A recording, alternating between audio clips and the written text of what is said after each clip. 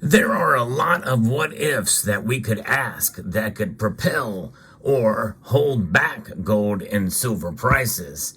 But I don't know that anybody has ever asked the question, well, what happens to gold and silver if Bitcoin just is not there anymore or it crashes? We're going to answer that question, or at least get some idea as to what kind of impact that it could have on the gold and silver markets, and talk about the gold and silver in general and how it can preserve your wealth no matter what competitors that are out there. So let's talk about it as we explore.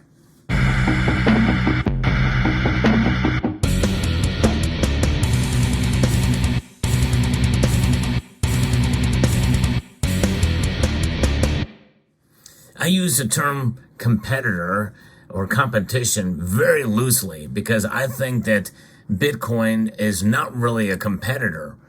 In fact, I don't think cryptocurrencies at all are competitors to gold and silver. But it does have some of the same mindset.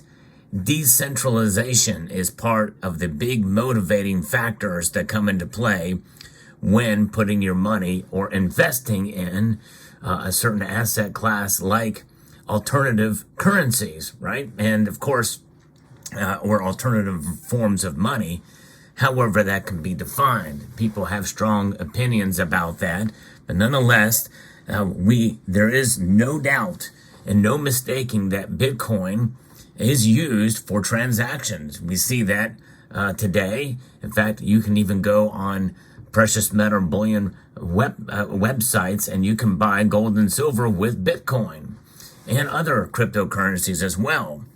In fact, I want to talk about all the cryptocurrencies together, but Bitcoin is by far the biggest. In fact, just recently, it has been announced and approved for a Bitcoin ETF, something we have not seen with cryptocurrencies before. We did see it with gold and silver some years back, around the mid-2000s. We started to see, the first decade of the 2000s, we saw these precious metals enter into the exchange-traded products realm and sphere. In fact, some people say that's why silver's price is being suppressed, because of the amount of paper contracts and ETFs compared to every ounce of physical silver. And the same fear likely will come into play with Bitcoin as well. Of course, others make the argument that it is that space that has caused the prices of gold and silver to be as high as they are. And then without those, it would be much lower because it exposes the market to more investors, creating an easy option to invest in rather than getting the physical form of these. Or in the case of Bitcoin, going to exchanges and actually getting real Bitcoins. The thing is an ETF is just an exposure to the price of the material. It is not the material itself. And for those of us who hold precious metals, well, it's about the material. If you don't hold it, you truly don't own it. Well, notwithstanding, with Bitcoin, you really don't hold a Bitcoin. You just hold a digital number, ones and zeros. It's a digital signature of an entity. It's quite intriguing, but nonetheless, you put it in a hardware wallet. Well, you own it, but you own the digital signature thereof. In other words, without a passcode, without the actual Satoshi in your hardware wallet, well, how do you have access to it? You really don't own it. It's a digital entity. It's a fungible token, I guess you would call it. But that's the difference between those two. But the primary motivator and the competing nature of these asset classes is the fact that they are decentralized from the current system. Although the irony of it is that the current system is really embraced with the exchange-traded product network. So bottom line is, what happens to gold and silver if Bitcoin just goes away and all cryptocurrencies go away? Well, I think in order to understand that, we have to see what happens to the market cap, and let's get an idea of the market cap of each of these entities. When we take a look at the market cap for silver, for instance, well, the silver market cap, as of the recording of this video, is about $1.315 trillion for silver. That's kind of blew me away when you kind of look at it and see how much money is wrapped up in the silver market. And, some of that is, looking at how that's calculated, where you take the current spot price with the amount of silver that's estimated to have been mined so far, well, that becomes the market cap. But, take that into account when you look at the ETF space, how much money is out there. That spot price is what derives it. And so that's the entire market cap for silver. The market cap for gold is much more. Most agree that the market cap for silver is a tiny market. With over $1.3 trillion, it's still a lot of money. For gold, the market cap is about $13.79 trillion. And that was obtained by the current gold price with the world's above ground gold reserves. So when you think about that, that's a pretty big market indeed. So what about the market cap for Bitcoin? We're not looking at Ethereum. We're not looking at others. So we're going to make an estimate based off the others just from what we've got here. So the market cap for Bitcoin is smaller than silver. Yeah, believe it or not, silver is a more powerful entity that stands as of right now, $834 billion. So under $1 trillion. So it's under. But of course, Bitcoin has gone crazy.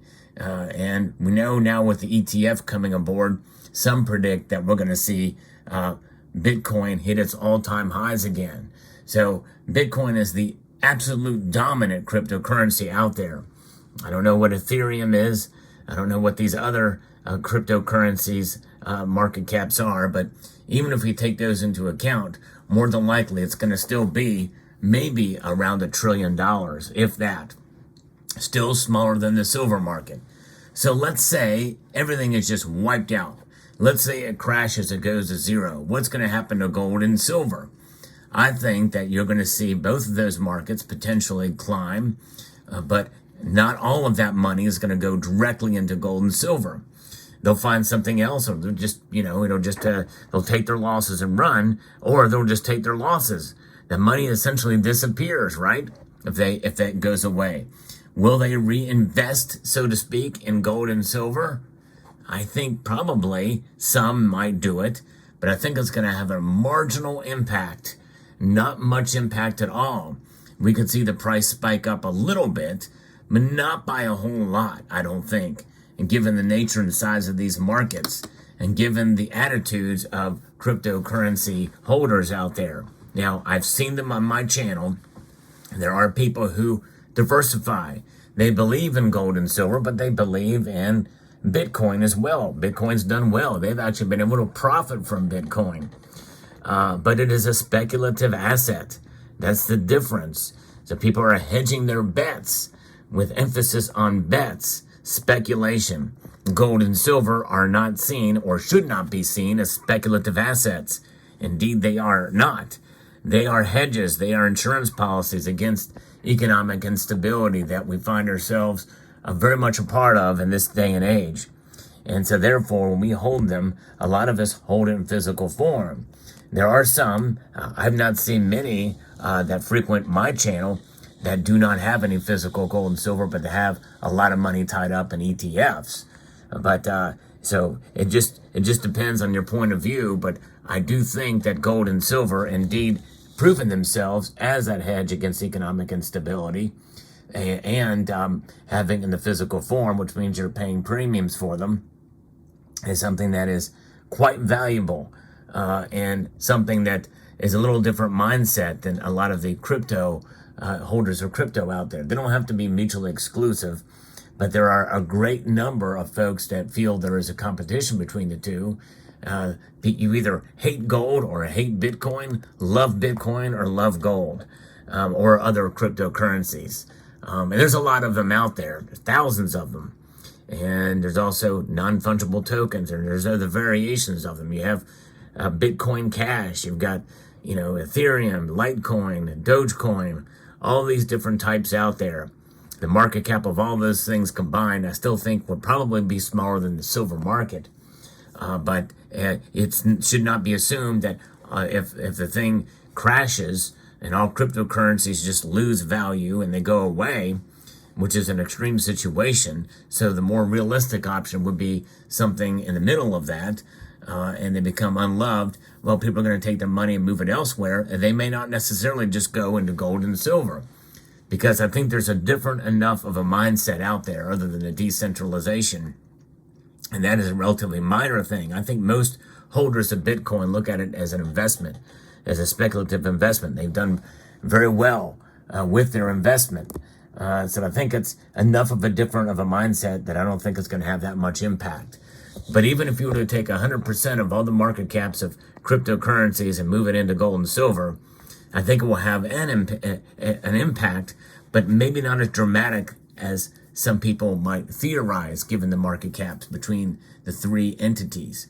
So there you go. That's my feelings about that. I don't think this topic's ever been discussed anywhere in this community. If you found this video informative and you found value here, I hope you will consider liking this video. I hope you press that like button and consider subscribing to the channel. Please subscribe if you find value in the content I provide here. So I want to extend a multitude of gratitude to each and every one of you for watching this video, and to encourage you to please rate, share, comment, and subscribe.